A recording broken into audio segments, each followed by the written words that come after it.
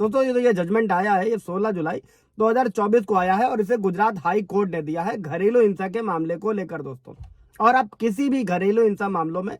गुप्त रूप से जो भी रिकॉर्डिंग की जाएगी दोस्तों, या जो की गई है इस केस में, वो बातचीत सबूत के तौर पर स्वीकार्य हो सकती है दोस्तों, भले ही इसमें जो शामिल व्यक्ति हैं उनकी जानकारी के बिना ही ये वीडियो रिकॉर्ड किया गया हो दोस्तों। और हाई कोर्ट द्वारा दिया गया जो फैसला है दोस्तों, इसमें एक महिला ने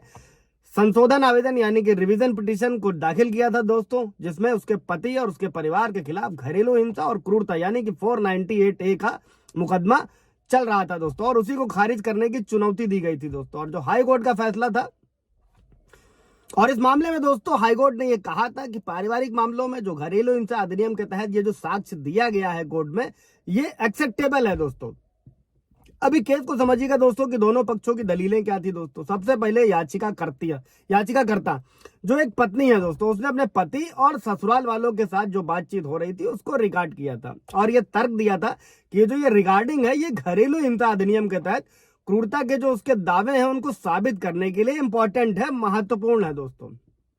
और चूंकि इसमें लोअर कोर्ट ने आपत्ति भी जताई दोस्तों, लेकिन उसने इन रिकॉर्ड को जो रिकॉर्डिंग की थी उसको साक्ष्य के रूप में शामिल करने की मांग करी थी दोस्तों पत्नी ने, और जिसका समर्थन भारतीय साक्ष्य अधिनियम की धारा 65B के तहत एक प्रमाण पत्र द्वारा जारी किया गया था दोस्तों। ये था कानूनी तरीका बीवी ने कैसे कोर्ट में लगाया था दोस्तों। अभी इसमें प्रतिवादी की दलीलें क्या थी दोस्तों, कि ट्रायल कोर्ट ने दोस्तों पहले जो पत्नी की जितनी भी याचिकाएं थी उसको ये खारिज कर दिया था दोस्तों कि घरेलू हिंसा के मामले में जो इस तरीके के आवाज के नमूनों के परीक्षण को करने के लिए कोई स्पष्ट कानूनी प्रावधान नहीं है दोस्तों, और रिगार्डिंग बिना सहमति से की गई थी, इसलिए उसकी स्वीकार्यता पर, एक्सेप्टेंस पर सवाल उठता है दोस्तों। और जिसके कारण फिर पत्नी ने क्या किया था, उसने हाई कोर्ट का दरवाजा खटखटाया था दोस्तों, और इसी को लेकर गुजरात हाई कोर्ट ने ये डिसीजन दिया था दोस्तों कि जो भी टेप रिकॉर्ड या जो भी रिकॉर्डिंग की गई है